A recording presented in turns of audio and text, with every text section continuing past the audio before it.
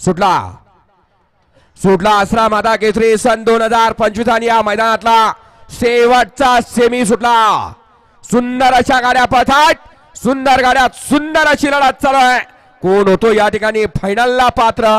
अतिशय सुंदर अशी लढत आणि शेवटच्या क्षणाला बाजी कोण मारतोय?